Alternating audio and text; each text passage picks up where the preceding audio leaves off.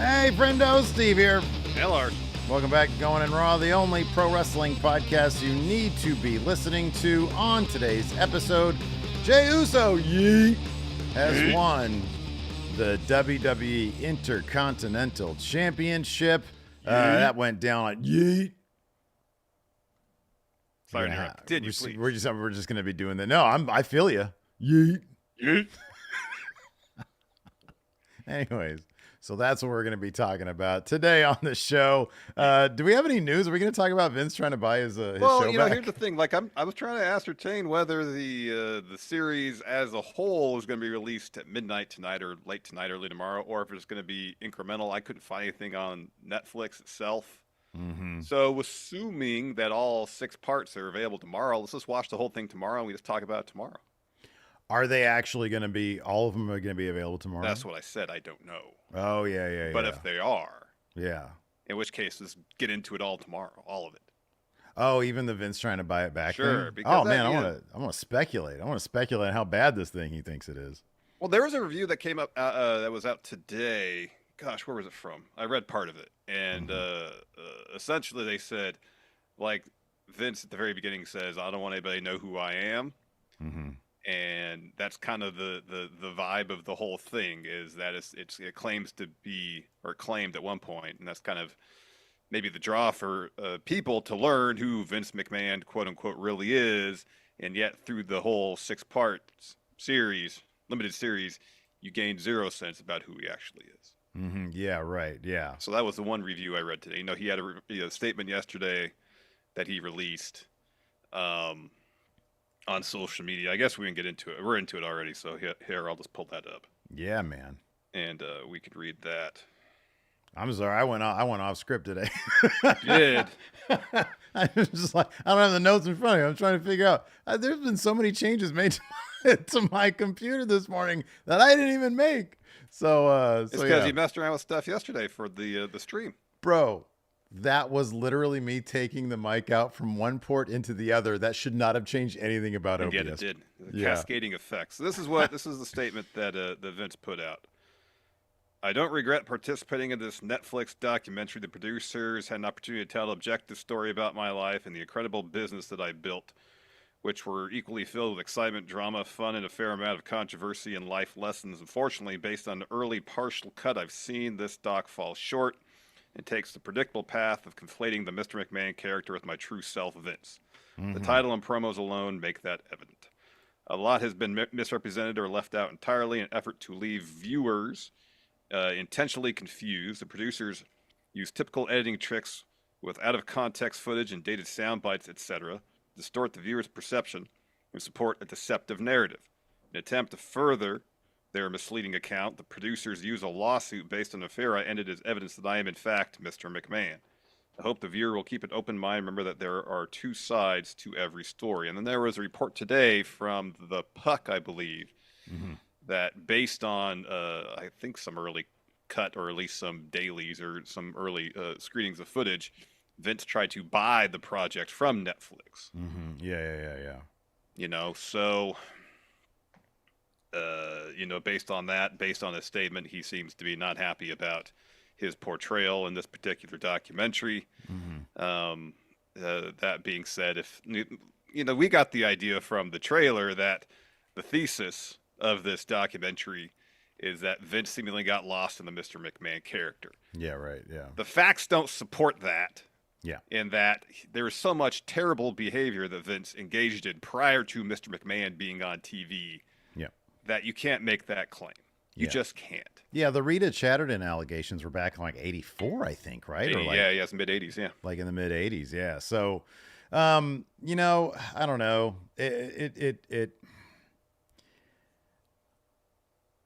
It's going to be interesting to see, because everything so far that we've heard indicates that this does not paint him in a flattering light. And yet most of it, or all of it, was shot. Like all the interviews and stuff were shot prior to the lawsuit. So like, as bad as it might come off for him, it seems like it's going to be even worse in the last episode, which I think I've heard is where they're going to focus on the lawsuit stuff. Mm-hmm. So yeah, I don't know. And this isn't terribly surprising. He hired this big fancy PR firm to help him I don't know with what. Like, I mean, I get it. He's got this lawsuit with all these allegations that are pretty gnarly, and so that's what rich people do. They hire PR firms to try to whatever salvage whatever reputation might be left of their name, but. He's going to disappear after this. He's not going to do anything. I mean, it's, No. but I mean, I get it. So yeah, I don't know. We'll see how this all works out, and then we'll watch it, and then we'll talk about it when we do that. So yeah, we'll see. Yeah, how, I mean, how it goes. it's gonna be interesting to see if, as the trailer kind of puts out there, if, as we suspect, kind of the through line through the whole thing is Vince got lost in the Mr. McMahon character. If that's kind of in the final episode, what they kind of come around to as their argument. Yeah. And if that's the case, then we're going to have a lot to talk about. I think we're going to have a lot to talk about regardless. But if that's kind of the argument they really try to put out there, then I don't know.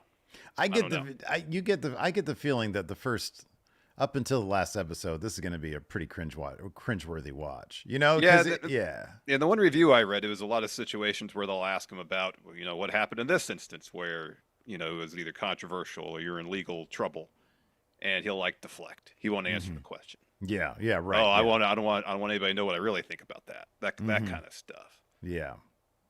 So, I mean, at least from him, despite the fact that this is supposed to be, a documentary with his participation, something that doesn't happen very often. It seems like he's participating kind of in the bare minimum. But then again, Vince is all about control. He wants to control his narrative. He wants to control how he's perceived and seen. Yeah. I think the first. I would think the first. I am interested to see how they paint his childhood and what he's willing to open up with when it comes to his childhood. It is going to be, his spinning of his own story. But we've heard just general, the broad strokes are he had a crap childhood, and I'm kind of curious how deep he's willing to dive into that. So I don't know. It'll be interesting to see what approach they take. But yeah, I guess we'll have to watch the entirety of it to get a fuller picture of it. But I mean, by all accounts, so far it's not a terribly flattering picture. And I wonder if in this day and age, people are less willing to accept the bullshit, that, oh, he got too deep into his character, as opposed to I don't know, he essentially has said as much in documentaries past when WWE produced these things, and it was much bit more tongue in cheek. When you're presented with awful things in real life, it's a lot more difficult to sell that bullshit to people. But he's a carny. That's his thing. He's a here, check out this brain tonic guy. Yeah. So we'll see how it works out, but it's going to be, I think it's going to be interesting to see what kind of bullshit it is and what kind of, and what kind of reality they inject into this thing. Yeah. Same. Anyways. Let's get back to Jey Uso. Let's talk about Raw. We're going to do a full review of the Vince limited series, whether it's released weekly, all at one time. Don't know. Hopefully we'll find out later today. And we can program accordingly. Yeah. Let's talk about Yeet. The era of Yeet. Let's talk about this. So Jey Uso, I guess, yeah, kind of surprising. I was surprised while watching. I'm sorry. I was surprised in retrospect because usually whenever they give something big match feel, then it kind of telegraphs, oh, a change is going to happen. They're going to do something. So you texted me earlier because I started Raw late. I didn't start till about 6:30 local time. So I watched the second half live and the first half on the West Coast feed. And you texted me at some point something. I'm going to paraphrase. Maybe you have it handy. They haven't laid the groundwork to make Jay's win inevitable. That is a paraphrase of what you said. Yeah. And I had that in mind watching the second hour. In the second hour, there was one thing that commentary mentioned. I was like, okay, that's interesting detail they're mentioning, that Jay has had 6 attempts at winning a singles title and has failed each time.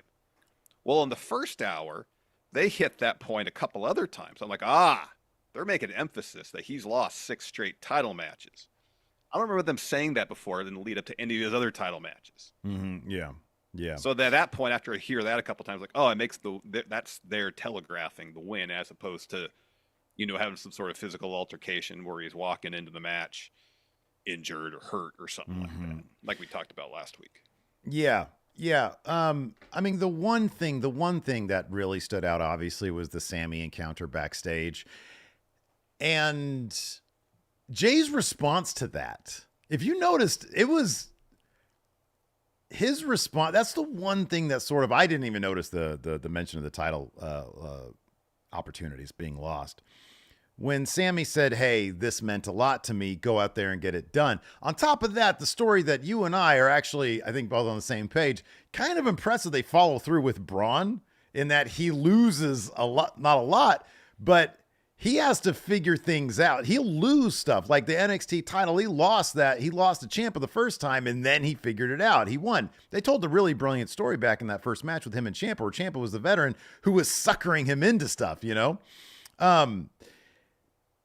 And in this one, so like following through with like Braun, he can throw people off and win, but he can also lose and then has to figure it out. It remains to be seen whether or not they're going to come back around to Braun. I'm sure they'll come back to him at some point in some way. We can talk about the motivation storyline for putting this title on Jay here in a second. But when Sammy said, this title means a lot to me, so go out there and make it yours, or whatever he said, Jay's response was not, yeet. It wasn't like all, like Jay is when he's generally, very enthusiastic. This was locked in Jay. And he was actually pretty low key in his response to Sammy when Sammy was trying to hype him up and give him a little pep talk.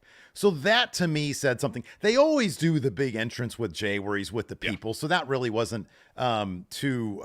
That wasn't a tell by any stretch of the imagination, no. I thought by the time he hit that second splash, I was waiting to see the crowd point at like Finn, who wasn't there, or somebody from Judgment Day to try to screw him over. No, none of that. He hit that second splash, and he got once he was midair, and you could see they went wide on the camera angle. Nobody was around. Yeah. This is it. Yeah. And I love the move. I think it's a great move. We had talked last week about the course for Jey Uso, and I was relating it to LA Knight, who had a huge 2023, and everybody thought, man, you're hot. You got to do something with this guy to validate the fans. That's what it is validating the fans, getting behind these people. Jey Uso was known for losing the big one, as they said, I guess 6 times. And if you're going to justify the guy being called main event Jey Uso, he's got to main event some matches. And if you don't have a title, you're going to be main eventing less matches.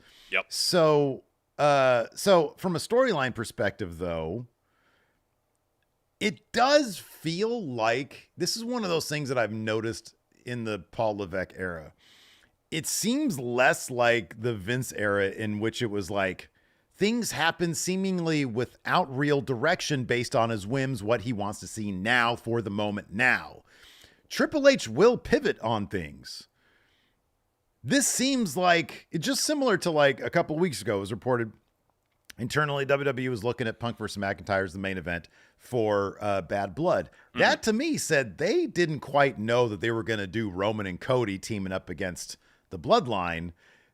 And then Roman comes back, and that's the match we get. They're like, okay, this is the match we're going to go forward with because we have a clear idea of how we want to proceed with this Bloodline stuff. Similar to this might have been, hey, we were going to have Braun go for a lengthier run, but now we know how we're going to have Jay in this Bloodline story. There's a pattern with Triple H's booking. I mean, that could very well be the case, but as mentioned, that's part of Braun's story is he reaches a level of success, has a setback, learns from the setback, and it's entirely possible that whether it was last night on Raw or some point in the near future, he was about a month and a half ago, he won the Intercontinental title. He was an NXT champion very long in his first reign before he lost it. They wanted to touch that story beat again. and maybe it's a situation where they made the call to do it last night and it was something they had planned for weeks or months, or something they just decided to do last week. Don't know. But regardless, it fits into pretty neatly everybody's stories that they're telling right now. So yeah, it's hard, that's why it's hard to tell whether is this something they planned on doing for a while. Is this a kind of a call relatively late in the game? Don't know. I feel like, let me ask you this, because I feel like this call had more to do with Jay and less to do with Braun. And yeah, it fits in with Braun, but now I'm literally forgetting. Braun and Sammy. Braun got the title at SummerSlam. Had he lost to Sammy prior to that? He lost to Sammy the previous match, yeah. He did. Okay, yeah. So that does kind of make sense. Yeah. So yeah, I don't know. I feel like this has to do more with Jay. They say Triple H is sort of plugged in with the people. Maybe, Rikishi's got some pull as well, obviously. You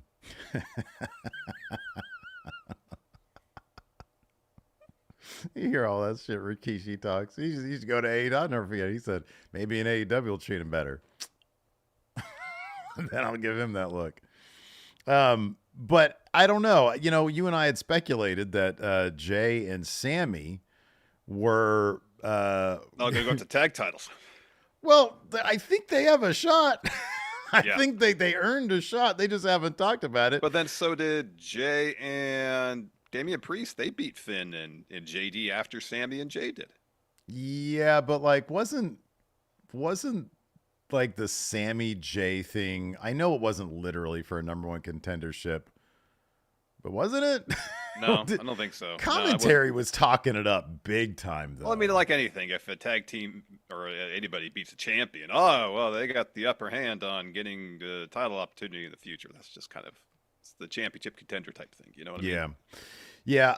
But I don't know. I think that this has a little bit more to do, as we've said, and I think we're right about this. The titles, the big things exist in service of what? Stories. The saga. Not just stories, the saga.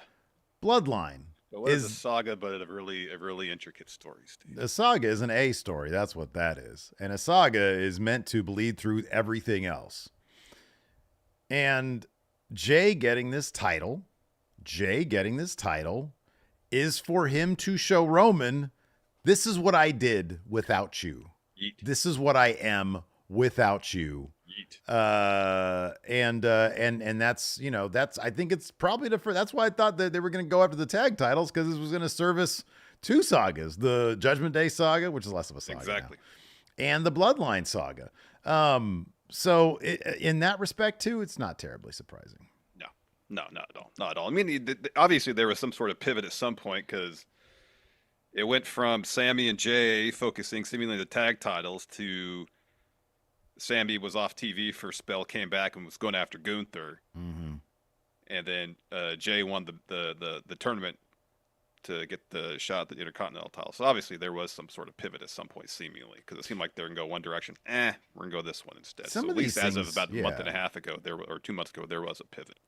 Some of these things you could say, and we've talked about this, you can see happen in real time. You look at Damian Priest. I always go back to this example. There was a period of like 6 weeks where week after week, it was the R-Truth stuff.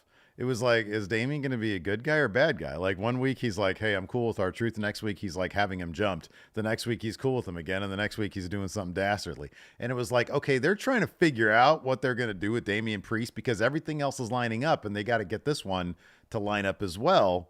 And I can appreciate, look, wrestling, we've said this a million times.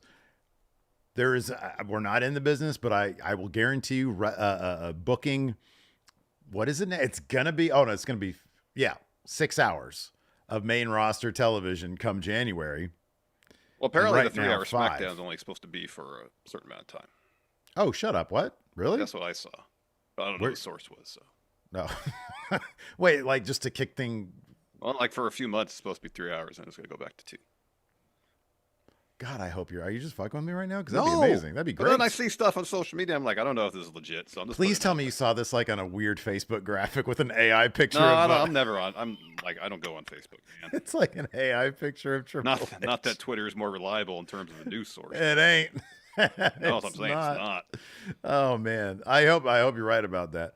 But in any event, That booking that shit is hard. And as we Yes. saw in the WrestleMania promo, the tickets that are going to be wildly overpriced on sale coming up soon in October, Triple H says, "What happens here is legendary." Well, he's putting all these stories together to give us something similar to what we had at WrestleMania 40, which was awesome, which was really good stuff.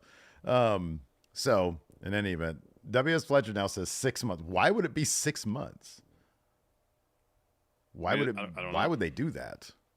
So it'll be the summer. Is something happening this summer that they only want 2-hour SmackDowns on Friday night for USA? I don't know what. They air sports at a certain time on Friday night. I don't know. W.S. Fletcher says Solid Monster mentioned it. Yeah, I said I saw it floating around the internet, so I'll just put it out there. Okay, here It we could go. be BS. I don't know. Amethyst says supposed to be 3-hour SmackDown from January to June, and then revert to 2 hours afterwards, from my understanding. All right, so people are just sort of putting all this stuff together. There it is. See, I didn't make it up. Someone else could have made it up, but it wasn't. Well, no, I didn't think you made it up. I just don't know, like, where, because you see things online. It's like, oh, I'm sure this is true. Well, no, I don't think that ever anymore. No. Oh man. Anyways, we got a new sponsor today, Larson. Why don't we go ahead and talk about that? Let's do it. Let's take a break here. Get a word from the sponsor of today's show, Tecovas. When I was a kid, Steve, I used to have a pair of Western boots that I wore all the time. And I'm saying all the time. But I'm not sure now, as adult Larson, that I could pull off wearing boots like that. What? No, of course you couldn't wear those boots you had when you were a kid. They're way too small for you now. What are you talking about? But I do think you could totally pull off wearing a pair of Tecovas. Tecovas crafts quality Western boots for everybody, from ranchers to cowboys to first-time boot buyers like yourself, Larson. Tecovas reviews are off the charts positive too, with Esquire saying, quote, "There's a reason we keep coming back to Tecovas. A lot of reviewers mention that they fit great, they're easy to put on and super comfortable. They're going to feel right out of the box. Plus, with Tecovas' best in the West guarantee, you get free returns and exchanges for 30 days. Comfortable, easy to put on, fit great. Sounds like I owe it to my feet to pull on a pair of Tecovas. Right now, get 10% off at tecovas.com/raw when you sign up for email and text. That's 10% off at tecovas.com/raw. tecovas.com/raw. See site for details. Tecovas. Point your toes west. Amethyst Pisces here also says, but from the reports, if it goes well and ratings are good, they could extend it past June. This is the most asinine report I've ever heard. Hold on a second. This is stupid. Like, this should be a very detailed, specific thing written in a hundreds of millions of dollar contract, like $1 billion contract. At the end of the day, though, the wrestling business seemingly is all handshake deal, Steve. Yeah, the USA Network is operating on handshake. Put it here. 2 hours, maybe 3. I don't know. We'll see how things go. Whatever we want to do. It's Wild West. Hey, this is the point in the show, though, where we got to mention engagement, Steve, right? Engagement. Yeah, man. There's an algorithm in this YouTube thing. I don't know how it works, but I know engagement is important to helping our videos do well in this algorithm. So if you could, please leave a comment. Hit that like button. How excited are you that Jey Uso, Yeet, is the new Intercontinental Champion? Very. Exceptionally. Yeah. Am I supposed to write that down in a comment? Sure, that's engagement. That's good. So if you could, leave a comment, hit that like button. We like to get at least 200 likes by the time we're done with this live stream. But even if you're watching this VOD, hit that like button. Please leave a comment. Please. Also, talk about the Friendo Club setup. We're about, about a week and a half away from the start of the next Big Blue Predictions Challenge. Woo. It's going to be Bad Blood on the 6th? Yes, 5th? maybe. First Saturday of October, the next Saturday, is the AEW show. That's Wrestle Dream. Yes, so correct. We're going to do a two-show predictions challenge. Yeah, Tacoma. 2-show predictions challenge. And you can be a part of that by joining Friendo Club setup. You can do that one of two ways. Patreon.com/Stephen Larson, $5 tier. It's called Friendo Club setup. Or hitting that join button here at youtube.com/Stephen Larson. And then you also get bonus episodes when we get around to doing them again. Access to question threads for all the shows. It means you get your questions answered here. Mm-hmm. Am I missing anything for Friendo Club setup? No, man, it's a great setup. It gets us closer to the tribal chief setup, which is just like a lot of money and 7 SUVs. I'm still tripped because they replayed and a lot less that. work. That's a huge part of it too. Why would he need 7 SUVs? I mean, I think it's just the visuals, the show. In kayfabe, he's looking for the visual. No, but like, you roll in a 7 SUV motorcade. Oh, this is an important individual here. I imagine if he was meeting you midfield Georgia Tech, you'd be like, those are just gas guzzlers, man. Like you're just killing us, right? Your carbon what do each of those get? What, 11 miles a gallon? He's like 9. Like, I'm tribal chief. I expect better. What do you want, Larson?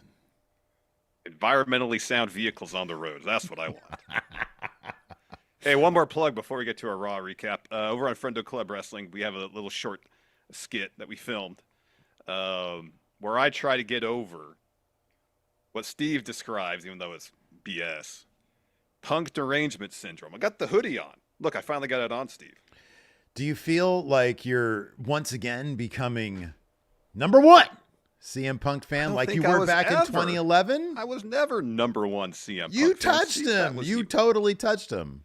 Remember he came up the Sacramento show, I tapped him on the shoulder. Tapped him on the shoulder? Yeah, man. I enjoyed Punk's Hang work. die, man. Hang die. You and CM CM Punk. I describe myself as number 1 CM Punk fan. Anyway, so Roots you know of what Fight. that reference is? Remember Hang die? That's Deadwood. He is Deadwood. That's right. Roots of Fight were kind enough to reach out and ask. He wanted to check out some samples and whatnot. And so we did a little short using those samples. I got one of my Punk one on right now. That is not, by the way, the film that we have promised the people. No, we're still working on that. Steve's getting all sorts of gear for his fancy camera to shoot. Bro, it's obscene. It really is. But it looks so good. I showed you the test footage yesterday. It looks good. So thanks, Roots of Fight, for sending us some samples.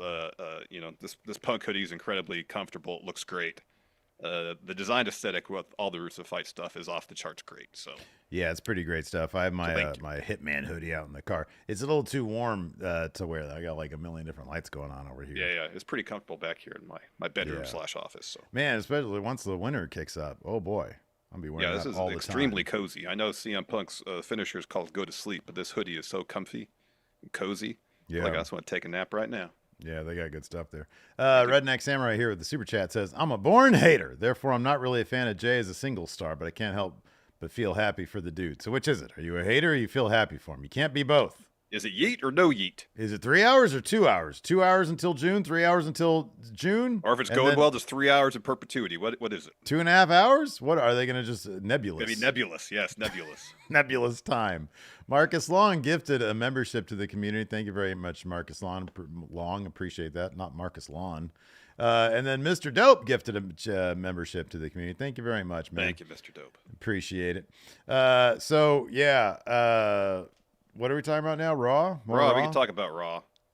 Oh, man. How about this Bronson Reed, Braun Strowman shit? Oh, that's great. It was super cool. And they had that video package where they turn into monsters. They're like, what do they call those things in Japan? They got the kanji? Is that what it is? No? Is that something bad? Is that like...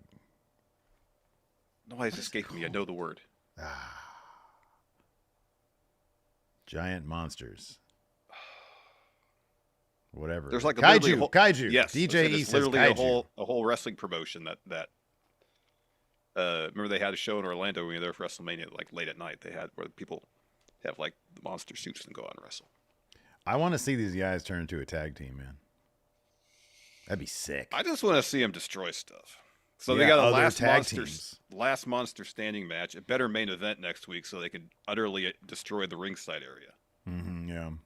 You know, like the ring itself should just be in pieces. Dust. Even like a collapse ring from like a superplex ain't good enough. It should be like that old video game Rampage where you just like beat on buildings and it collapses. And yes, that's what I need to see. Yes, yeah. Exactly. Yeah, no, I agree with that, but I'd like to see them just throwing other tag teams around. Here's a great thing about them as a tag team. No cheesy hot tags. Because nobody's ever going to isolate these guys. It'll be like an anti-tag team match. It'll be great. They'll be isolating other tag teams. Like both guys in the corner of their ring, just beating the crib, turn them into dust. That'd be amazing. Yeah, I want to see them do that. That's a natural evolution for where this is going to go.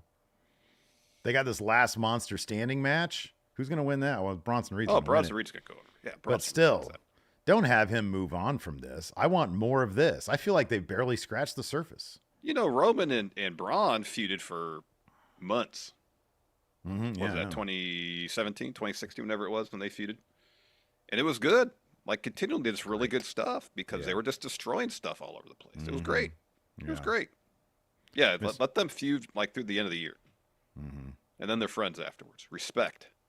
Yeah, and then a tag team. I know you really want the tag team. I don't know if I need a tag team. They need to like get those tag titles back. This is what they need. Mr. Dope here says tag team so they could job to Gargano.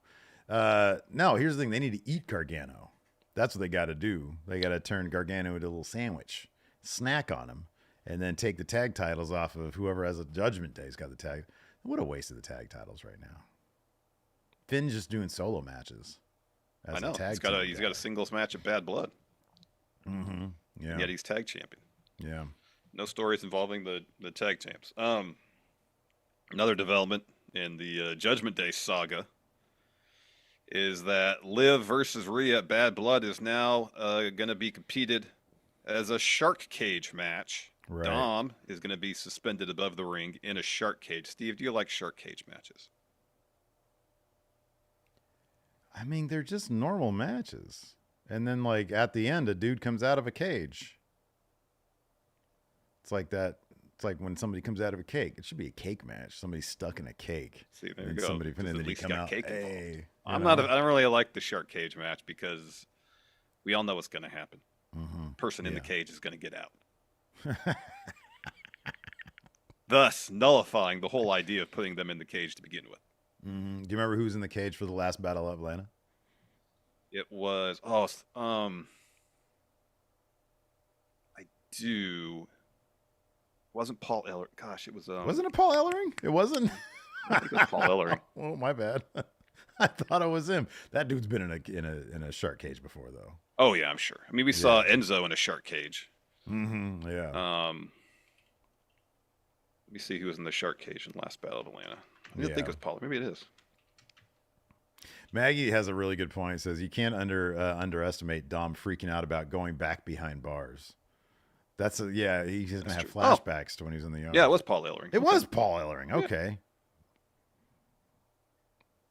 There we go. And then he got out. And then who was it? And then somebody Arn attacked him. Who had to? Ole Anderson? Somebody attacked him. Ole, that's who it was. One of them Anderson cousins / nephew, uncle / brothers, whatever they were. So yeah, that'll be fun. I like that. I think that's cool. Yeah, that's all right. Well, I mean, what, you don't like fun? Dom is fun. He's fun. Dom is fun. Him behind bars suspended. That's fun. Nah, that's not huge on the shark cage gimmick. I like it. I think it's great, actually. Now that I think about it. I'm gonna have so much fun during that match. You are. You're gonna mock me while I'm here, like, this shark cage gimmick is lame. Like, come on, Larson. Everybody else is gonna be having fun, and you're gonna be sitting there like the grumpy guy at the party. All right, let's get after it, Steve. We're gonna get after it now. Sure, okay. Unless you got something else specifically you want to talk about. No, I'll be honest with you. Until the end, Raw didn't do much for me last night. There was a distinct lack. I mean, they had like a little video thing, but like I want more Wyatt 6. Although I kind of appreciate that they hold him back, and there was like that video thing, and it seems like they got to be teasing Alexa Bliss, right? Like more of that. Yeah. Something red this Well, then time. also looked like there was Alexa's doll behind Liv and Dom in their segment with Adam Pearce last night. Oh, yeah. Oh, that's going to be cool. I miss Alexa Bliss, man. I think she's cool. I mean, like if Wyatt 6 is going after families that have been torn apart by inept leaders, especially. I mean, that's Judgment Day story. So after they probably lose Rhea gets the title back, Priest beats Finn at Bad Blood. Yeah, probably be Wyatt 6 versus Judgment Day. Yeah, I mean, I liked. I thought the New Day stuff is still really good. Gunther gave his third no to Sami Zayn. Did he have you fooled because he came out in ring gear? No. Yeah. No. There was nothing about this that like I thought Gunther is suddenly gonna. I don't know what it's gonna be. You can't go to 4 and not have him say yes. So they got to do something. Yeah, I don't know what though. I mean, is like he beat what's his face, Olivier Kaiser. It was a really good match. But it wasn't like if I beat this guy, I get my title match. That wasn't like the stipulation involved. Yeah, I like the New Day stuff, and I like the Bronson stuff. Yeah. But other than that, I don't know. It was just sort of, I don't know. It was lacking a little bit of pizzazz. Even, I'll be honest, even like the Braun Jey Uso match, like the meat of it, was kind of just plodding a little bit, in my opinion. Finish was really good. The finish was great. That's the thing. That's what I'm talking about. The meat of the match. The finish was awesome. Once they went to the outside to set up the finish, that was great. The rest of it, I was like, this is kind of, especially, I think I was thinking. I mean, Braun was wrecking Jay for most of the match. Yeah. And I was thinking to myself, well, Judgment Day is probably going to show up at some point. You'd reserve yourself to Jay losing again. Yeah, I had. But like that didn't, I don't think my opinion of the meat of the match would have changed otherwise. You know? Because I thought it was a possibility that they could do it. I wasn't like hinging on that. So we have people arriving at Raw. That's how they usually open the show. We got Braun, Jay, Liv, and Dom. But when Liv and Dom arrive, Bronson Reed goes flying through the frame and goes through a merch table. Yeah, that was really clever. That was really awesome. So Strowman's there. They're fighting people coming to break him up. Liv and Dom go through gorilla position out to the ramp for a promo. Liv's music hits. Watch me. Watch me. Watch me. Did you like that lowrider they rolled up in? Oh, yeah, they did. They did have the... It was sick. Yeah, that was pretty cool. Would you see yourself ever driving one of those? Can I be on the switches? Here's my question. Yeah. And you're not going to like this at all. Oh, no. What are the maintenance costs on a vehicle with that much going on with it? You think so I understand what you're saying, me not liking this question, because it's like the practical, non-fun side of it. Yeah. I'm actually with you on that one, man. I fucking the other day, last week, go to take Bama to school, try to, start my engine, battery's dead. I hate that. Oh, that triggers the shit. You add all the hydraulics in there and stuff like that? Yeah. Oh yeah. Huge. Outrageous. In my mind, I'm just like, okay, this is gonna break, that's gonna break, this is gonna not work right. I have to go get this fixed. Outrageous. And so, like, I can't immerse myself in the fun of the experience when I think I just see stuff that's gonna cost me money. I regret not being a car guy. I regret not taking like a car salesman. I'd be the worst at that. I'd be so like, bad. hey, you have a deal. Yeah, right. Yeah. No. Have us cookies. Well, that got me. Yeah. No, not doing like auto shop. I wish I knew more about them. I mean, I could always look on YouTube, and I do that sometimes, but I don't know. Anyways, they roll up, and then they do the cool thing with Braun and Bronson. That was pretty cool. And then they run into like a merch stand that was not around for the public to check out. It was just like backstage merch stand. Like if people who are wrestlers want to buy merch of other wrestlers, they can do that. There's very few. Like Kevin Owens wears other wrestlers' merch sometimes. Yeah. Sammy does sometimes. I wonder if it's a situation where the wrestlers, they got to travel, they got luggage, they would probably want to keep stuff fairly minimal when they travel. Mm-hmm, yeah. If they don't necessarily travel with, I don't know why they would, their with own merch shirts, yeah. So if they have to go out for a segment with their merch shirt, let's go to the merch table backstage, bang, put it on, out they go. Remember those times where Undisputed Era would walk out for promos and they'd still have the sticker. Yeah, right, yeah. Yeah. Maybe that's the situation. That could very well be. Anyways, so Liv and Dom, they go to the ring. Liv gets a mic, says, I know some of you might, because they do like a little lap around the thing. He's like holding her. He says, she says, I know some of you might not know what we just did, but what we did was a victory lap. It's for winners. None of you are winners. Ha ha ha ha ha. With that laugh of hers. She said, that's because the Liv Morgan Revenge Tour is going exactly as planned. And if you needed more proof to who runs Raw, run the tape. And then we see what happened last week with the Terror Twins beat down. And then she said, I promise to take everything from Rhea. That's what I did. World title mine. Judgment Day mine. The most gorgeous man in WWE. And Dom smiles and flexes. He is so he's so fun, Larson. Why wouldn't you want him in a shark cage? Dom is fun. Yes, shark cage him. It's not into. Enjoy it. Enjoy it. Don't tell me what to enjoy. Enjoy it.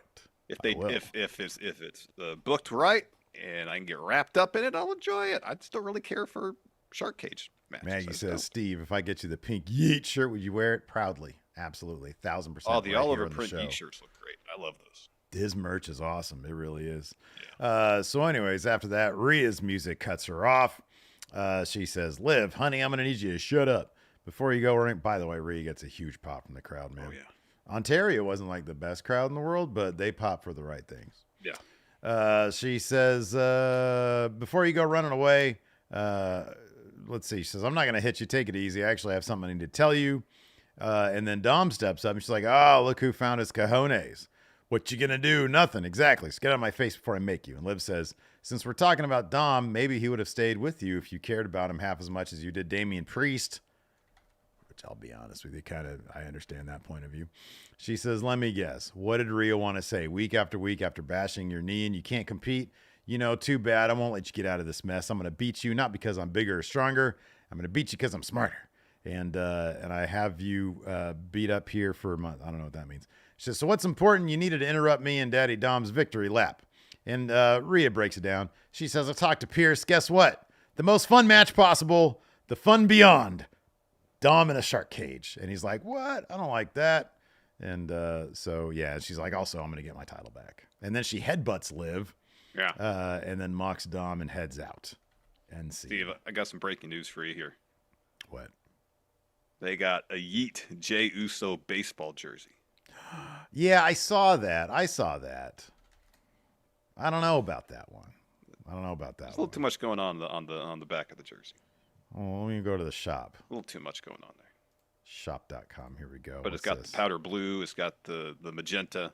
Good Lord. What a handsome trio we've got here. This could be a great group here. We've got on the cover of WWEshop.com Roman Reigns, CM Punk, and LA Knight. Yeah. What would you call that group? That's a hard one, isn't it? It is. Yeah, a lot going on there. Chat will let us know. I didn't even put you on the spot. Chat will let us know. Anyways, after that, we got Sami Zayn versus Ludwig Kaiser. Really good match. Sami gets the win. I like that they had this little story where twice, I believe, Sami hit the exploder on Ludwig looking for the haluva kick, but both times Ludwig countered the haluva kick. So the third time Sami didn't try the exploder, he hit a German suplex. And that was enough to stun Ludwig enough that he hit the haluva kick. So Sami wins. He's celebrating the ring. Gunther's music hits. So he walks down. He's in ring gear with the title. Takes the mic and says, Sami, Steve, do you want to do this? Sorry, how dare I? I appreciate you thinking of me. He says, Sami, for weeks you begged me for a match for the World Heavyweight Championship. I've seen enough. If you really want this more than anything else, I think Ontario, California is the right place for it. I think tonight is the right time for it to step you up and tell you, no.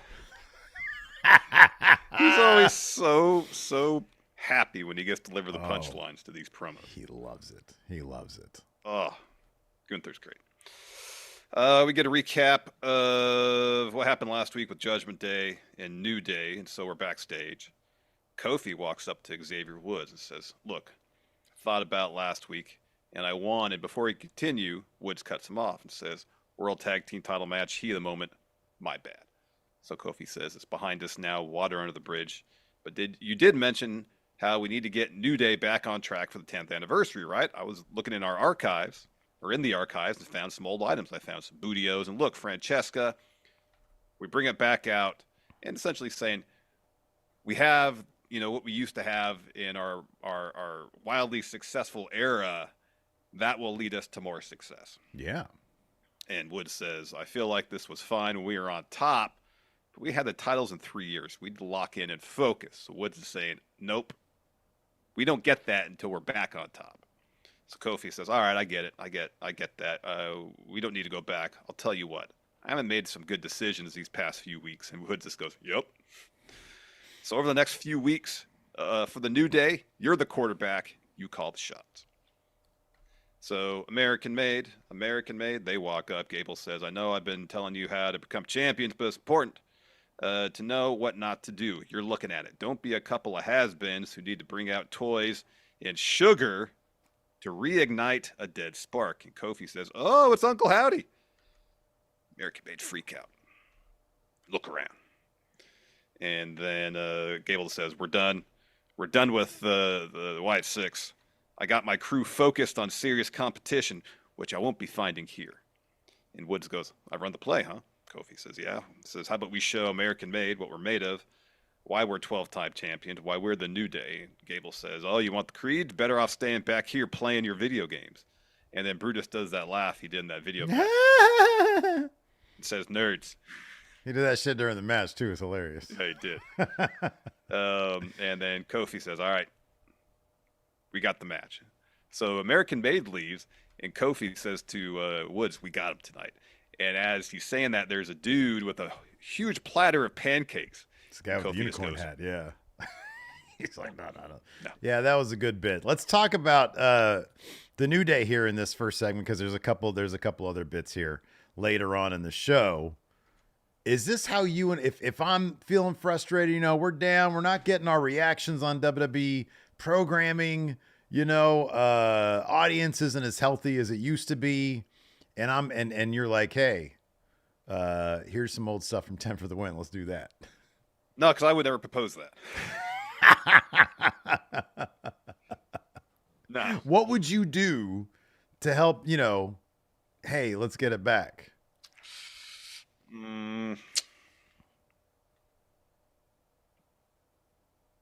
I don't know. I guess I don't think you'd be like, hey, you get to be quarterback, because like generally speaking, if I have some harebrained idea, I'll run it past you and be like, yeah, okay, cool.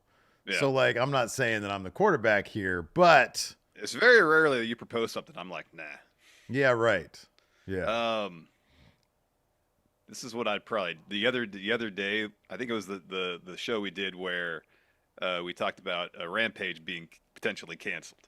Oh yeah. And in the notes, I just put AEW canceled as the header for that story. Yeah. And then you text me, you're like, "There's no way I'm putting that in the thumb."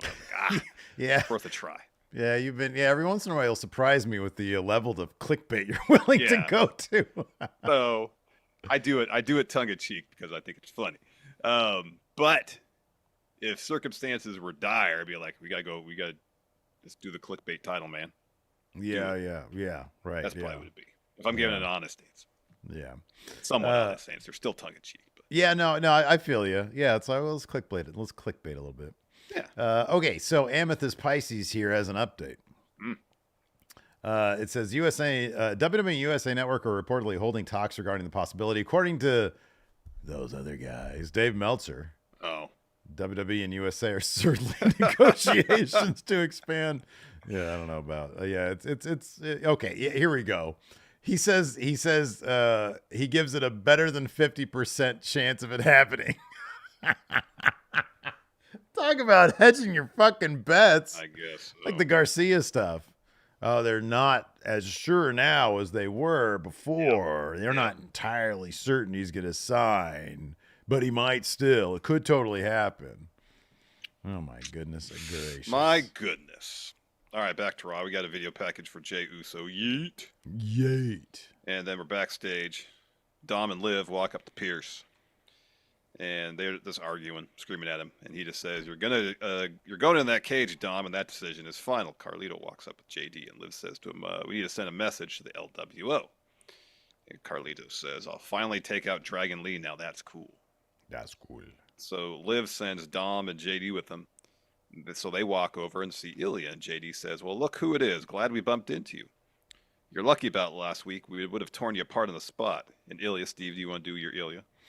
Dude, my Ilya's terrible. I've said that before. Sorry, he looks like this dude looks like $1 million all the time. Yeah, he knows how to pick out a suit, doesn't he? He really does, yeah. He says, you're right, Finn isn't here, so that's why you will do nothing.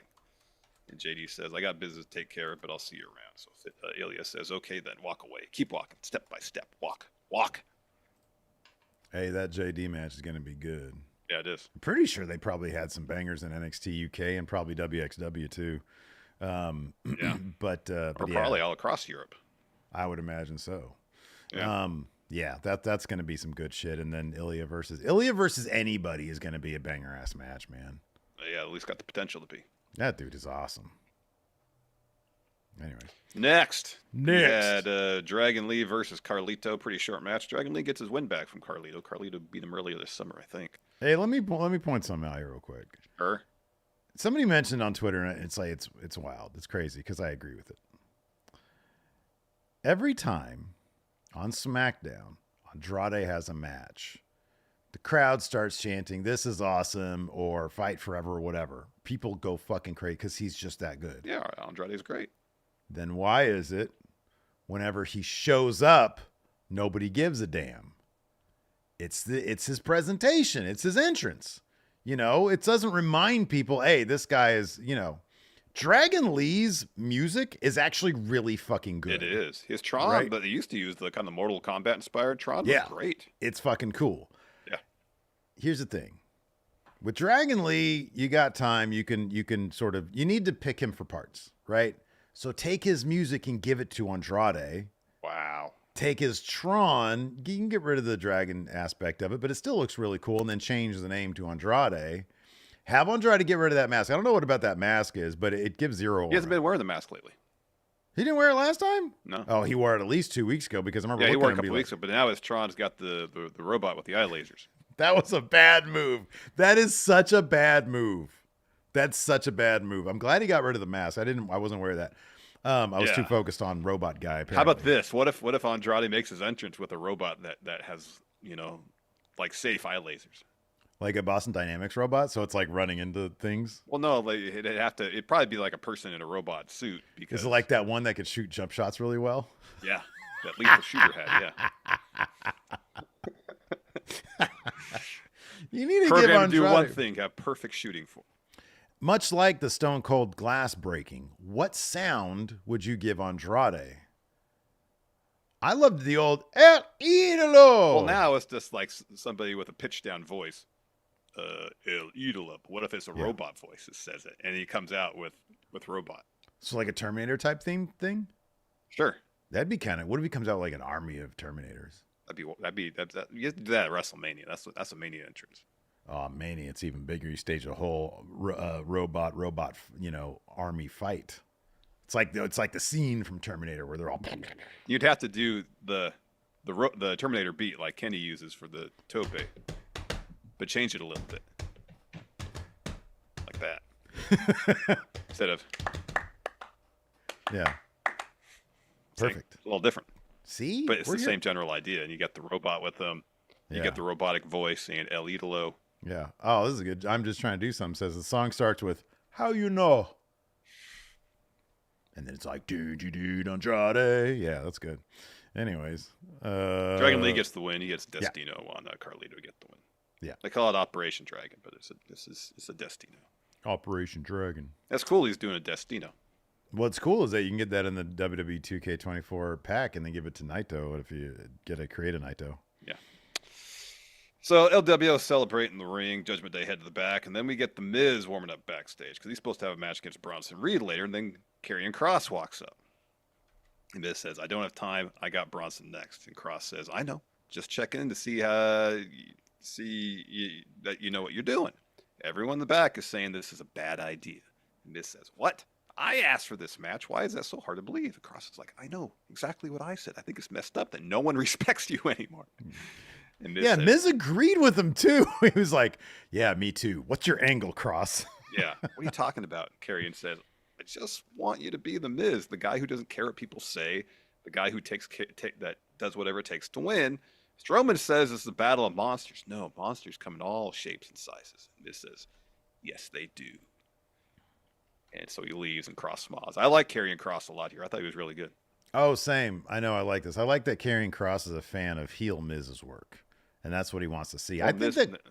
What? Go ahead. Let's say. I guess that means Miz has at least one fan. That's what I'm saying. Here's the thing. Kross's thing is he's slowly trying to just fantasy book everything.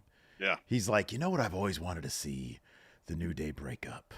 So let me go ahead and see if I can get that in motion. And he sits back. Make that happen. Yeah. Yeah. He's like, I think it'd be a great idea. I don't know. For all I know, he was like, in Triple H's office. You know what you'd never do because you don't have the balls? Give Jey Uso the Intercontinental Championship. I do have the balls. I'm going to do that right now. Yeah, I know, exactly. He just challenges people to make the decisions that he wants them to make. Yeah, he's just trying to book this programming so that he can sit back and watch it with some popcorn and Scarlet. Exactly. Exactly. So after that, Sheamus has an interview. Kathy asks him about what happened last week with Pete Dunne, him taking that L, and he says, Pete Dunne hit me for 6 last week. I'm not familiar with that phrase. Hit me for six times, maybe? Yeah, I don't know. Says since it happened, I had a lot of people on the streets, the airport at the Tennessee Titans game, all chanting, "Call him Butch, call him Butch." After what he did, I have a score to settle. As my ancestors attest, there is nothing more dangerous than an Irishman with a grudge. Let's not make it an English-Irish thing, but also let's make it an English-Irish thing. Butch. Ah, it's a cricket term. When a batsman hits the ball hard and it goes beyond the boundary of the field without touching the ground, he scores the maximum 6 runs. So the colloquialism is if you're badly upset or surprised by an experience or a piece of news. Oh, yeah. So is that like the cricket equivalent of a home run, kind of? I guess so. So here's the thing. Like when we got hit with that non-red angry whopper, they hit us for 6. There we go. Hey. There we go. Look at that. Now I understand it because you used it in an example. It's always helpful when you use it as an example. I could be teacher. After that, you missed your calling. You should not have been YouTube personality nor car enthusiast. You should have been teacher, Steve. I can't. Yeah, it depends on I couldn't deal with people though. That's the thing. Like one-on-one. That's a necessary teaching, skill to be a teacher, though. One-on-one teaching, I'm good, but add a couple people to it, they're just gonna be talking about. I couldn't have dealt with like you, me, and Jeff in junior college. You know, just clowning around, making vulgar drawings, passing them around. Like we were adults. We were in junior college. What were we thinking back then, man? We were immature. I don't know what to tell you. Anyways, after that, we still are. Braun Strowman. Oh yeah. So Miz comes out. He's gonna face Bronson Reed, or so he thought, because Reed comes down, and then Braun Strowman shows up, and it all just turns into a clusterfuck. Oh, it's just mayhem and chaos. Yeah, right. But Miz really doesn't have anything to do with this. No. It's just Braun tosses off 7 guys in the ring, which is pretty shocking to see. And then because Reed was about to go out and do some cool stuff from the top rope, and then Braun tossed off a bunch of guys, and then prevented Reed from doing that. And then Braun was going to get up there, and he was going to do some shit, and then Reed beat feet, so he was out of there. Oh yeah, the tease of Braun doing something off the top rope was pretty great. Mm-hmm. Yeah, right. You got the crowd to stand up. Then after commercial, Drew McIntyre comes out for a promo. He quotes what Punk said last week. "I promise I'm going to make you bleed. I promise you're going to have to kill me. I'm prepared for this to be the end of CM Punk." Well, if you're prepared for this to be the end of, if you're prepared for this to be the end of Drew McIntyre, I've been thinking of those words all week. The look in his eyes, he meant every single word. You were real. For the first time, you told the truth. You're ready to end things, and so am I. I always told the truth, especially with Punk, but I keep personal stuff to myself. Want to put it out there? I don't want to go back in hell in the cell. He continues on. This is really long. This is long. Essentially, he says, no one in my family wants me to have this match. I don't want to have this match. My wife doesn't want me to have this match. Guess what? Match is happening anyways, because it doesn't matter what anybody thinks, even us. Yeah. This match has to happen. Yeah. And then he says, it's appropriate you compared yourself to the devil because this has always been good versus evil. You compare yourself to the supernatural. You always saw yourself as godlike, but you're just a man that I've broken so easily in the past, a man that I will break permanently inside Hell in a Cell. Yeah, it was good stuff. I'm just ready for them to fight. Yeah. Yeah, it's been a lot of talking. So after that, Jackie's backstage with Pierce, asks about the Reed Strowman stuff. He says, when I drafted the roster, I knew it would be chaotic and thought the excitement would overshadow that. But Braun and Bronson have gone too far. It's obvious it needs to stop. Regular match ain't going to cut it. Next week, Braun versus Bronson. One more time. Last monster standing. And then we have a real abrupt cut to Pete Dunne choking out Sheamus with the cricket bat. Security's in there trying to break it up. Hit him for 6. Hit it for 6. Well, he had that bat right in Sheamus's throat. Hit Sheamus on the ground. Right. Digging that bat right into his throat. Feels like that was a hit for 6 right there. Yeah, I think so. Yeah. Yeah. After that unholy You're union. going to use that a lot now, aren't you? All the time.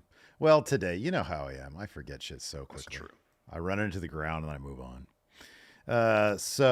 Bianca and Jade walk up to Damage Control, Io and Kyrie. Bianca says, I'm just here to give credit where it's due. We had one for the ages last week. Don't get me wrong. Caught me slipping, but let me know when you want to run it back. And Io says, we'll do it again. And this time, I'm not just coming for you. Next time, Damage Control are coming for those titles. And Jade says, oh, no. That's where you lost the plot. That's a great phrase, lost the plot. She says, you may have caught my girl slipping. We always stand on business. When you see us, you won't even touch our titles. Bianca says, since you want to bring that up, you want to focus on Unholy Union. They had your number last time I checked. No matter who wins those, these titles aren't going anywhere. And then we had Damage Control and Unholy Union. I really enjoyed this match. I thought this was a lot of fun. Io and Kyrie are just so much fun. And on top of that, Kyrie Sane has, I would say, a solid 8 out of 10 hot tag. Very rare that anybody doesn't have a dog shit hot tag. Yeah. She's got a really good one. It's not like, oh, I'm crawling, I can't even move my legs. Then all of a sudden, miraculously, you spring up like in one of them church scenarios where they're like, oh, No, this one actually feels organic and it was good stuff. Plus, I love Kyrie Sane. I think she's great. Oh, she is great. Damage Control get the win.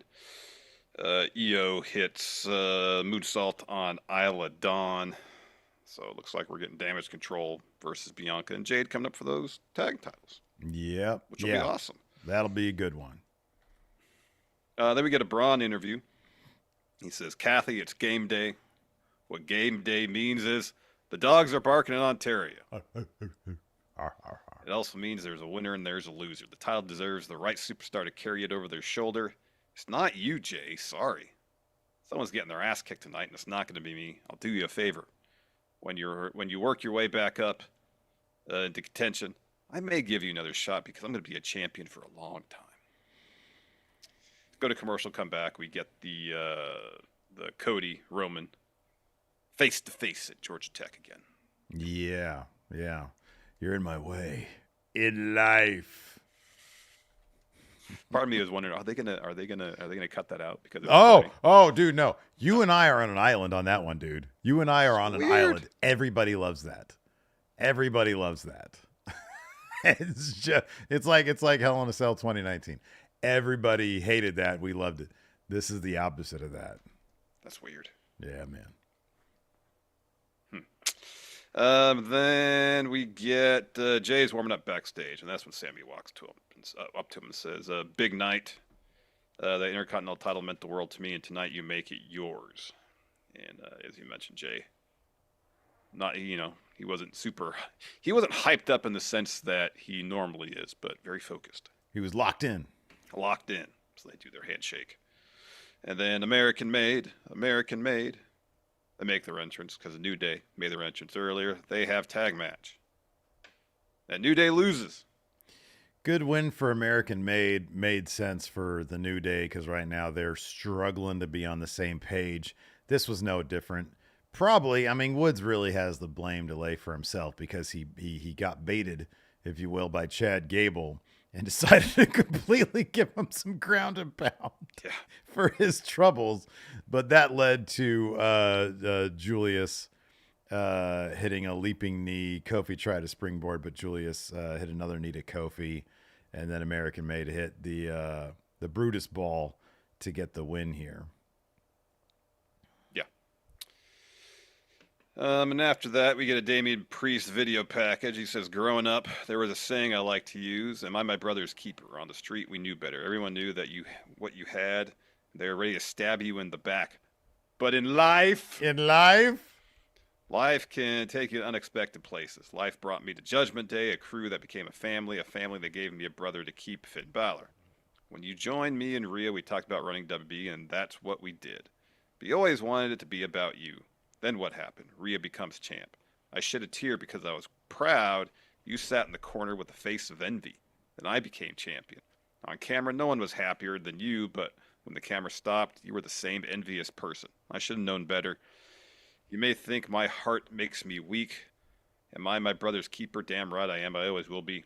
Finn Balor, you are not my brother. Oh wow, it's like a Springer situation. Wait, who used to do the? Yeah, Will That Springer, was Maury right? Povich. You Povich. are That's right, Maury. not. Yeah, you Yeah. are not the father. After that, we had a Wyatt 6 VHS videotape, and it says in like words, says, "I am but dust, a worm, like a brainworm, a rebel. You something your light of countenance upon me, and I said I shall live. The words of the red. You speak, we follow." And then there's a QR code, but I didn't look at the QR code. It was too quick for me. Yeah. Yeah. After that, This we was had. okay. So this next one was cool. I thought the production on this was great, but there was one single moment where I laughed out loud. Yeah. So it was for the Pure Fusion Collective. And Sony's like, every group has a faction around here created for survival. They couldn't make it on their own, and they had to find other losers to be failures together. Put on sparkly outfits and do stupid dance, that'll work. We fight for dominance, and every chance they kept from us. We're the future of the women's division. We're Pure Fusion Collective. Want to step up? Shoot your shot. And they do the cool thing where they put their little gun fingers up. Yeah. I think that's badass. For some reason, and you get this was on the screen for a split second, and I don't know why I even noticed it because you know me. But right on the tail end of this, they put up this seemingly hastily thrown together Photoshop of Pure Fusion Collective. Oh, yeah. That is so amateurish looking. I was like, what intern did this? And it was this like, hey, dang, good job. We'll put this up for like literally a quarter of a second on the screen. I was like, what the fuck was that? It just undermined the entire thing. But otherwise, I thought it was cool. The little gun fingers thing, I thought they're pretty cool stuff. Yeah, it was good. It was good. Yeah. Then New Day's walking backstage. Sorry, they're backstage. LWO walks up to them. And then Ray comes up to him and says, "Hey, our bad for the miscommunication last week." Xavier Woods says, "We know, and we don't want your apology unless it comes with a tag team title shot." And Ray's like, he's pleading his case that it was, his intentions were good. And Woods says, "We're the New Day, and this is some unsolicited advice that would be better used on your son, Dominic." Ray says, "I don't got time for this. I'm going to leave you two alone." And Woods says, "There it is. You don't have time for me, but you have time for Finn, huh?" Because Ray's supposed to have a match against Finn next week. Because he's a former world champion, like you're a former world champion. Don't have time for guys like me who haven't won singles titles. And Ray says, "Okay, how about you want to fight me? Finn can wait. Next week, you got your fight." And Kofi says it's unnecessary, and Woods says it's necessary. We're here to win, and we keep losing. We got guys disrespecting us all the time. And it cuts to Jay walking through the chorus, ready to make his entrance. Let's talk about the New Day a sec. Yeah. Woods is upset. He feels less than because he ain't got a single. He does not have a singles title to hold his hat on. I see the term heel turn thrown around, and I kind of feel like that does a disservice to what I think they're going to go with here. You could call a guy frustrated or bitter, even dissatisfied with how things have turned out. I don't know if they'd go the route of just straight up, oh, he's a bad guy now. Yeah. He's going to cheat now. Yeah. And I feel like this is a story that is going to have some meat to it. And I don't know how the players are going to end up in the end, but I really love the approach they're taking with this because there is an attention to detail, character, and history here that they're going with it. I just don't exactly know how that's going to play out. Is there anything you can see from the characters as they're being presented that informs you with what kind of map we're looking at here? What kind of journey they're going to take? I don't know about that per se, but I'm guessing having this segment right before Jay makes his entrance to go win the Intercontinental title is probably not accidental. In that if Xavier Woods decides, and maybe it's not like a New Day split, maybe it's Xavier Woods saying to Kofi, the only way I can work through what I'm trying to work through right now is to take time for me and go after singles gold. And if you're on Raw, you got what, two options. You got the Intercontinental title, you got the world title. And sometimes the flow of the show will dictate where they're going, a bit of foreshadowing, if you will. And I would not be surprised if Woods says at some point in the upcoming weeks, as tensions kind of come to a head, I need to split off for myself for a moment. I'm not splitting up the New Day, but I need to go do these things. And so he issues the challenge to Jay.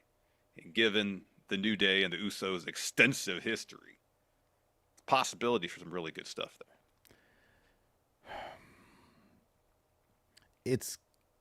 It makes me wonder how, and I think Jay's title run is going to be probably the most interesting, or I should say telling, for how Triple H is going to treat the Intercontinental Championship. You know, Sammy had this thing for 4 months. Braun had it for 51 days. And yet it is treated as a prestigious thing. It has been on 4 of the last, it's not going to be a Bad Blood, so including that, it will have been featured on 4 of the last 6 premium live events. So it's a title that means something. It's not how Vince used to do it, where it was like, it was an off pay-per-view for like over a year at one point. Yeah. And it was clearly the title was an afterthought. And I don't think that it's going to go in that direction. But if you've got really killer stories to tell with it, Woods has a story now that he has to, and you can look at it in this sort of cheesy term, finish, you know? And if that thing is, I want to be a singles champion, you're absolutely 1,000% right with the Jay thing. And the foreshadowing of Jay's entrance when he's about to win it, going down right on the tail end of this. If that's intentional, that's a fucking stroke of genius. Whether or not Woods gets there to challenge Jay before or after, I got some bad news for people. Kofi being a former champion is kind of going to turn into a target for Woods, because he's going to think to himself, I have to prove myself, and if I can't get there by winning an actual title, I can take out some people who have won the world championship, and that might satisfy that. And if you can call that a heel turn or career ambition, I don't know. As far as I'm concerned, if the guy tries to win stuff straight up and not cheating, which I think would fall in line with Woods, I don't think this is a situation where he's going to turn heel and start cheating, because that's kind of what heels do. They take the shortcut. Mm-hmm. Woods has something to prove, and I think they'd be doing a disservice to the story if he turns into bad guy who cheats. Yeah. If you're just guy who has a goal in mind and puts that above a friendship where clearly they've grown apart in the way they're thinking, and if not, Kofi not understanding what this means to Woods might make him like bad guy who has a good point, or just guy who has forsaken his friendship to go after something that clearly means a lot to him. Mm-hmm. There's a lot you can mine there, but I could see if the Intercontinental Championship is there to serve prominent stories for popular figures. Oh, I could see Woods, if he takes out Ray first, if he takes out Kofi after that, then moving on to Jay and possibly winning there. You know, it could be a situation too where it's not necessarily. So now he's driven. He's looking for personal success, and it's not a situation where he's a heel, and because he's a heel, he cheats. But it could be a situation where he's willing to maybe take a step further in ensuring he's victorious as he would have, as opposed to how he would have in the past. Mm-hmm. A little bit more aggressive, you know. Yeah.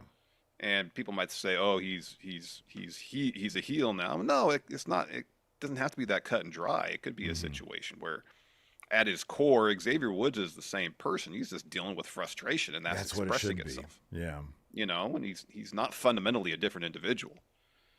You know, after a decade of being one of the most decorated tag team wrestlers in history, you know, it makes sense where, I have ambitions beyond just being a tag team wrestler. Mm-hmm. Yeah. And it's kind of like, maybe for Woods is a bit of a crossroads in his career, because apart from King of the Ring, the single success hasn't been there.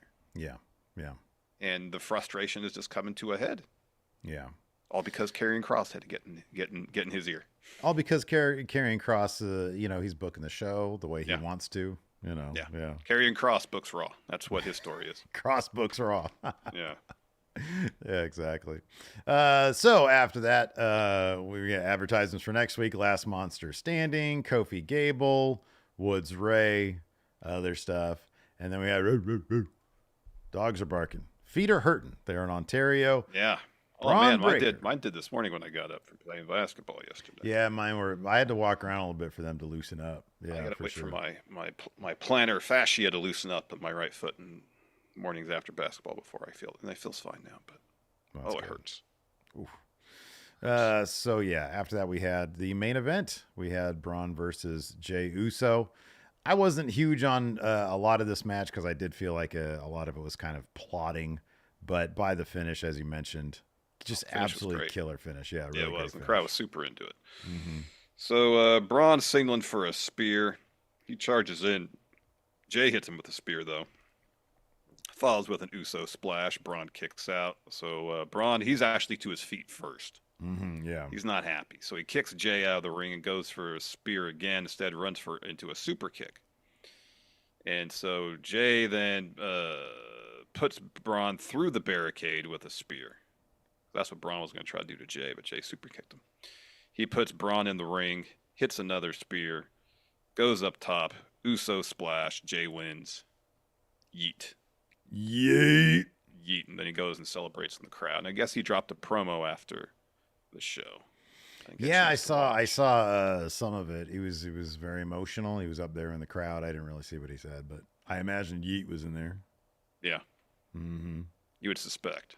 Yeah. Yeet. Anyways, would you like to answer some questions? Sure. I should probably bring this thing up. Gamer Realm here says, what are some stipulation matches you wish would make a comeback? Oh, man. You know, they brought back the Shark Cage match. That's all I asked for, really. That's really all you wanted, huh, Steve? You've always been a big proponent of the Inferno match, haven't you? No.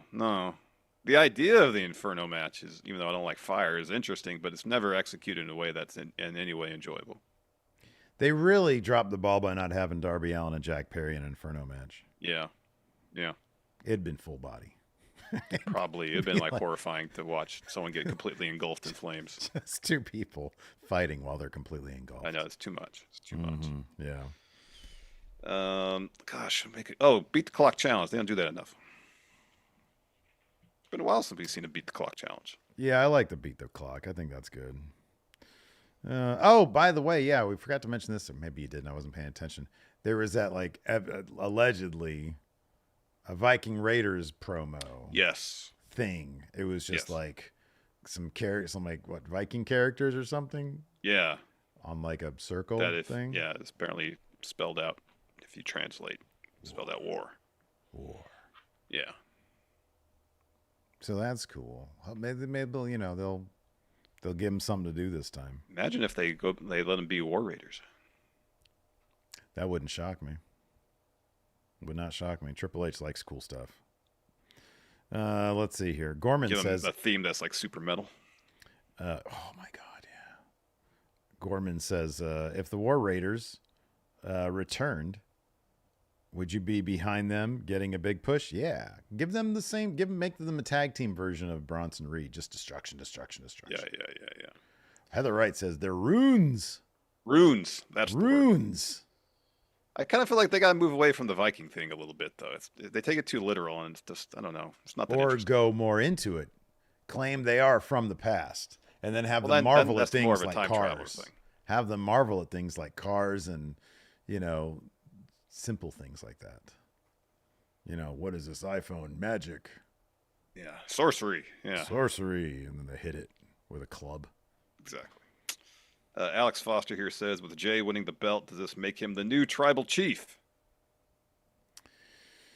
I mean, what does Roman have? 7 cars that are just absolutely eating up the environment? Jay's got the IC title. I mean, I feel like you kind of need to have the Ula Fala to be tribal chief, right? I mean, right now it's on a McDonald's employee. Kind of feel like that thing is just. At that point, anybody can have it, Not everybody can have the Intercontinental Championship. It's true. You have to, yeah, that's true. Ryan Luckman here says, "Who's your least favorite champion currently in WWE?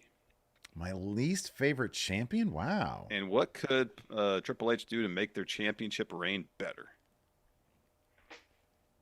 Least favorite. Okay, let's go over some of the champions here. We got Liv. We got Nia Jax. We like them both. They're doing good stuff right now. Yeah, Cody over on SmackDown. Doing amazing work. Gunther on Raw. Gunther doing great work. Yeah, my answer is no.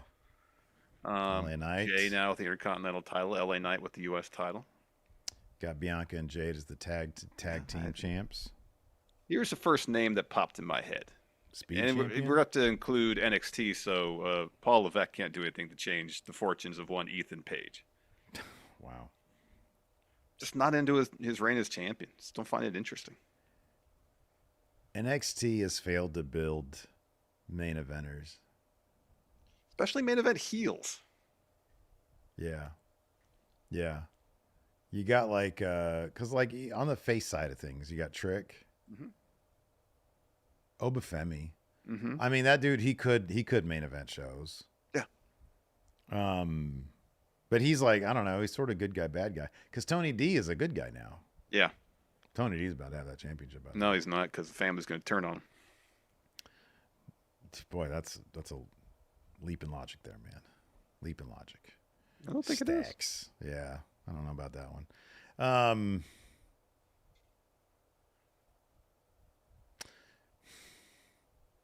Yeah. I mean, they had Sean Spears in contention for the NXT title for a little bit. Dude, that's one reason. I know, like, man, we've got like a whole contingent of friendos who are just completely. Yeah, they really like NXT, and there's a lot of things NXT does fairly well that's entertaining, but. Mm-hmm. Yeah. I mean, there's also some fairly glaring, at least from, I think, our perspective, glaring weaknesses with NXT's kind of presentation that needs a little bit of work. It's not, honestly, like, it's so difficult to sort of put my finger on it. Like, because, yeah, on one hand, it's presentation. On the other hand, building main eventers, like, also, that's not really even a presentation thing. That's just like a booking flaw. Well, I mean, presentation is part. I mean, it's literally how a wrestler is presented. If they're not presented consistently, like, well, when we talk about presentation, deal. Yeah, but when we talk about presentation, we're talking about the show presentation, not like individual wrestlers. That's kind of different things. But, no, it is different. But that's a thing. At the like, same if you time, look though, you look at Obafemi's presentation and Trick's presentation, main eventer, yeah, it's main eventer. Those are two guys. Yeah, no, Ethan Page does not have a main event presentation. Oh, I like the song though. No, the song. Oh, I can't stand the song. Heather said, here's the thing, Heather, though. She says Ethan's being booked 100% better than he ever was in AEW. That's a low standard. It is a very low standard. That's a super low standard. That's like a dirt low standard. So, yeah, he is, but, I mean, he would be anywhere. Yeah, basically. Because they booked him into the ground there. Yeah, well, they didn't really do anything with him. And when they did, it wasn't good. Yeah. What would you change about Ethan Page? I feel like he's one story away from doing good. I think the ingredients are there, but like something just doesn't click with it.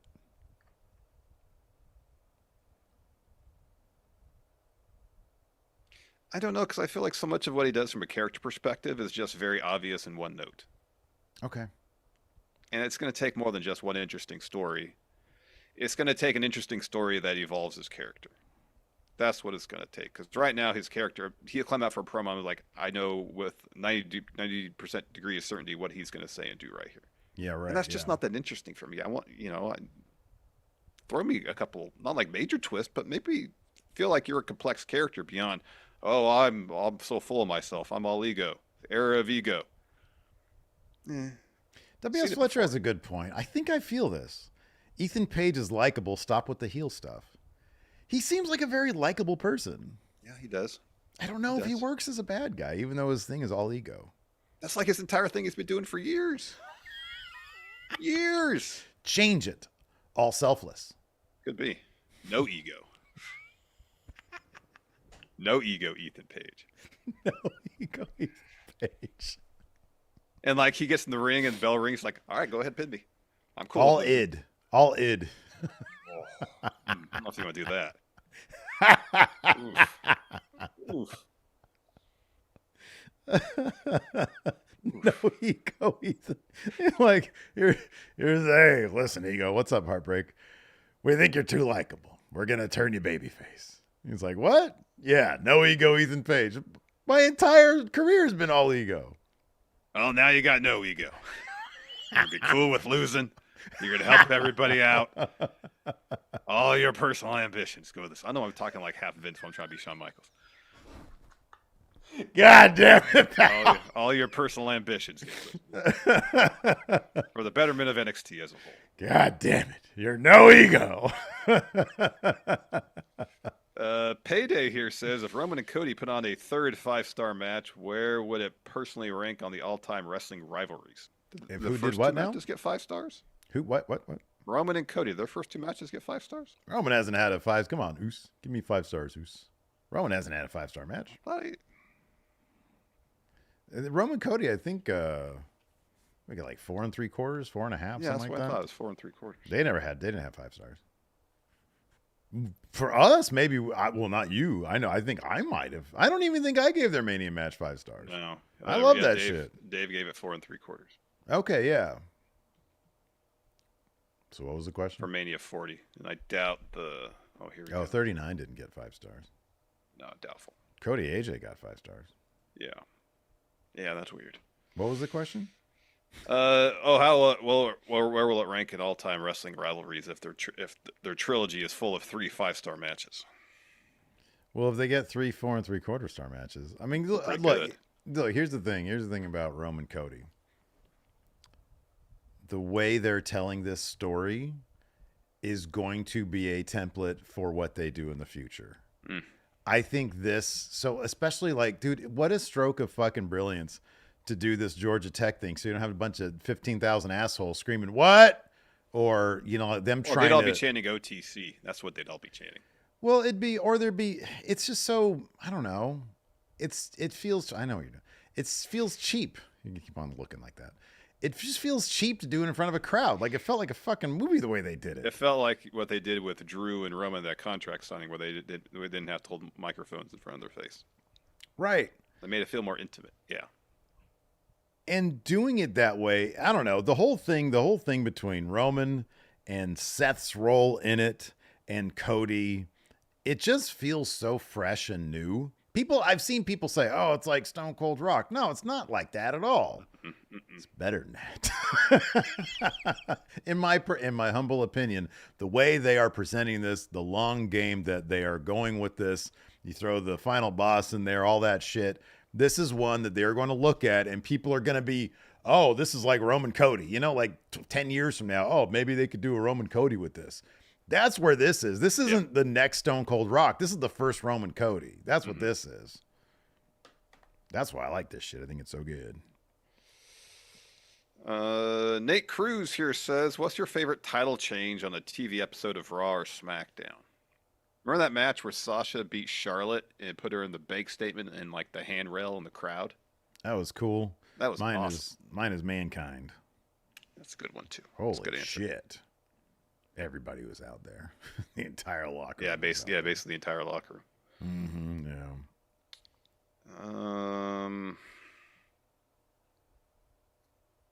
Oh, here we go. Zorro says, now they've each had their mid-card moment. Who's more likely to win either WWE World title? Jey Uso or LA Knight? Jey Uso. Yeah, Jey Uso. Definitely Jey Uso. Sebastian Garcia says, excluding tag titles, what will be the next championship to change hands on TV? The next championship to change hands on TV? Yeah, but it can't be a tag title.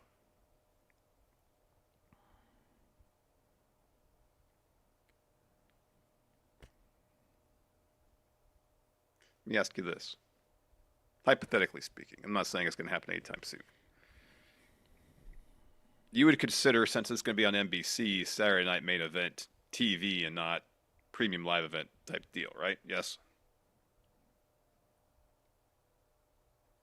There's a possibility Cody Roman's going to happen there. I mean, Well, no, I would consider that more premium live event simply because how it's going to be presented. They're going to build matches for that. Yeah, as opposed, but it's going to be on network TV though. It's technically TV.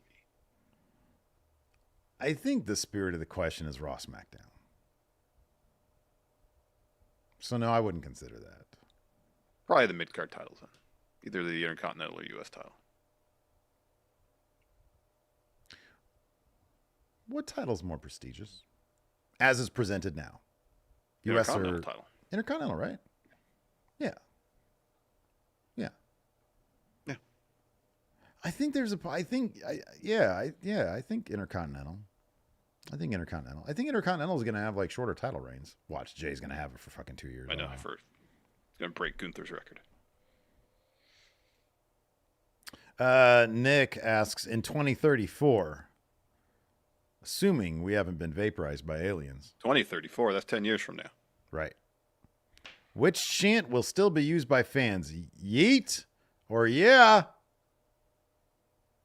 There's nothing like alien inspired there, because you would be 7 years into a world where extraterrestrials have made their presence known to all of us. Yeah. So if there's some sort of catchphrase that catches on from what's going to happen at WrestleMania 52 is going to be legendary. Alien versus man. For the first time ever, Trick Williams goes head to head with.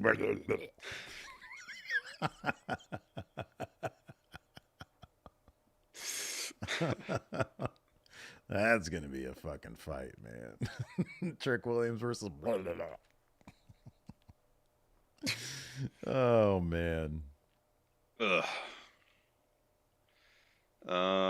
Let's see. Dirty Rich here says, now that Braun lost the Intercontinental title after a sad 51-day reign. I don't think Dirty Rich. A sad reign. Sad Braun last Breaker. reigns. Says, well, we see him back in NXT jobbing to Joe Coffey. I don't think this question is to be taken seriously. No, Braun's not going back to NXT. If anything, he's probably going to be... How soon is he going to challenge Gunther for the world title? Who? Braun Breaker. Oh, I don't know. What's going to happen first? Well, I'm not going to ask you that question. Why? Oh, because Gunther's not losing. That's why.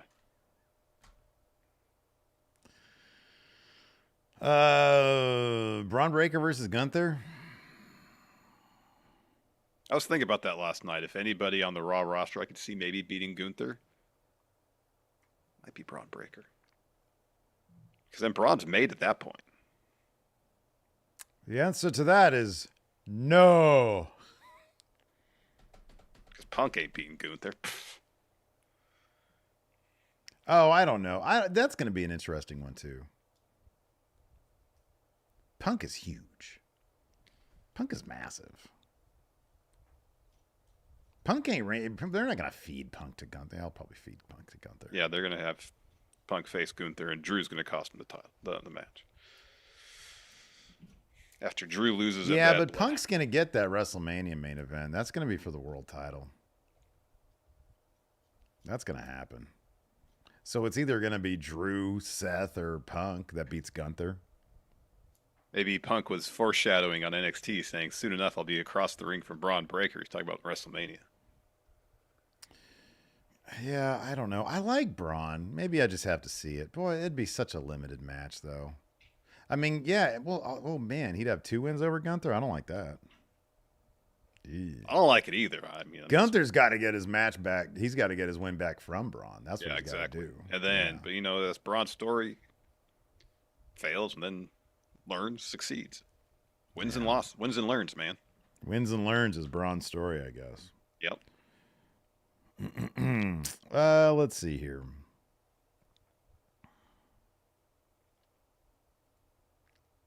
Javier says, how does Jay and possibly Sammy end up reuniting with Roman and Jimmy as of right now?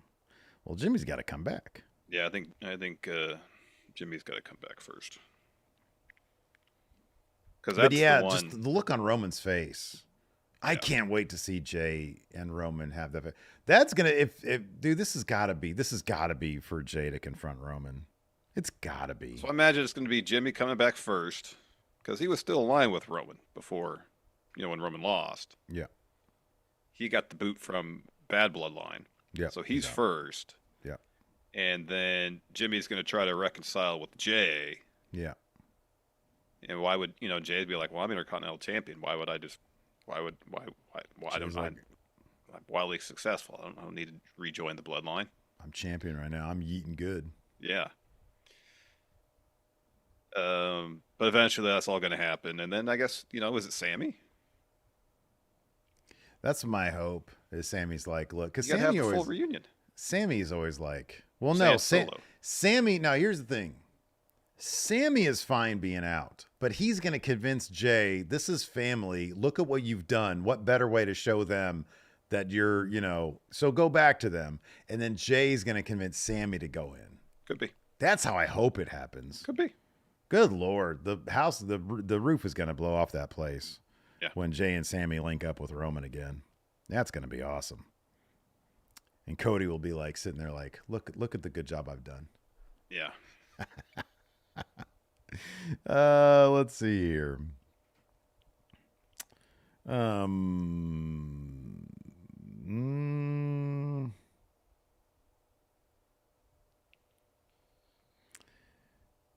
Fry Daddy says, is Jay beating Braun the most shocking booking decision of the year? What is the most shocking? What a great award that could be. Most shocking booking decision of the year. Good or bad?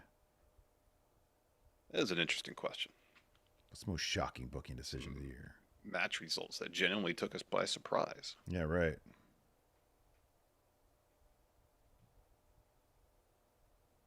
Yeah, I had to think about that one.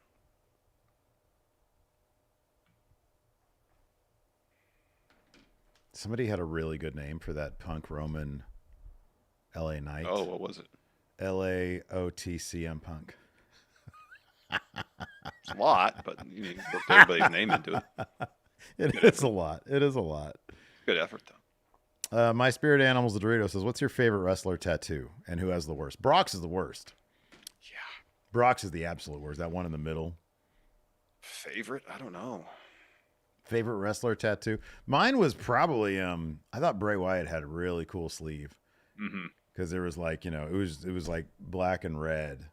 And there were some really interesting things going on there. I'd probably give him that. The tribal stuff is really elaborate. Yeah, it is. And looks really cool. Yeah. I like that. A little too clean for my taste, though. But, I know it's got significance and all that kind of shit, so that's important. Timor here asks, with the last Monster standing match, the amazing promo video to hype it, what are your favorite giant monster movies? My favorite giant monster movies? I thought Cloverfield was pretty clever. Yeah, that was pretty clever cool stuff in there. Yeah, I thought that was pretty neat. That was a good movie. I like the original Godzilla movies quite a bit, but I thought the Gareth Edwards Godzilla movie, the first one, was pretty well done. Did I see that one? I don't even know if I saw that. I heard Bryan his Cranston. Monster. I thought that his first movie, Monsters, I heard that was really good. But yeah, I it was never decent. I saw that one. Yeah.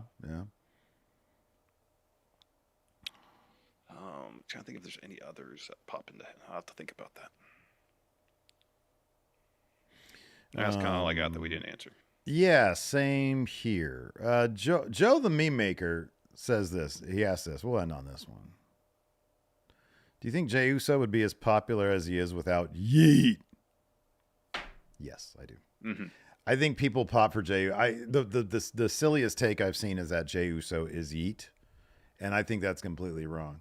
Yep. I think that people pop for Jey Uso because they all saw the journey he went through to get to where he is. He, more than anybody, he earned the right to yeet. He earned the right to take a silly catchphrase, but that catchphrase is just symbolic of all the trauma he experienced and him coming out on the other side, a happy, healthy individual. Mm-hmm. A guy who now has the Intercontinental Championship and go back to Roman Reigns and say, yeet, look what I got. What I got, Yeah. No, he is not a catchphrase. It's just that catchphrase makes him a shit ton of money. Yeah. Yeet is over because Jay is over. Right. Exactly. Jay is not over just because Yeet is over. Yeah. And if you think he does Yeet too much, imagine what it would have been under Vince. Oh my gosh. Yeah. just try to work Yeet into like every word he possibly could. He would have had him change his name to Yeet Uso. Probably. Now you're going to be Yeet Uso. Anyways, that's going to do it for the show today. Thanks, everybody, for tuning in. We appreciate it. Tomorrow, we'll have a premiere go up at 9 a.m. Pacific, 12 p.m. Eastern. Correct. Of our Hot Takes episode for the week. And then we'll be back live on Thursday for our AEW / I'm sorry, I should put it this way. Our NXT / AEW review. Oh, wow. Yeah, Top you got to do billing that for NXT. Days. You got to, even though it's going to be at the back. I know. It'll be 10 minutes the whole show. Oh, man. Hey, we'll do a full review of the first CW NXT. Yeah, we'll give it its own show. Did you hear the second one is like having a hard, they like had to change the venue. Yeah, they go to a smaller venue. Yeah. Or moving tickets. They're not moving them tickets because they haven't built any main eventers there. They need to do that. What even is gonna be the main event of that show? Like they put like the two Roxanne Julia. No, that's happening on the first one. Oh, Randy Orton, Javon Evans. Yeah, aren't the tag titles gonna be defended on the October 8th one? Fraxium versus who? I don't remember, man. Yeah, I don't remember. Yeah, they're loading up that first one though. They gotta build people.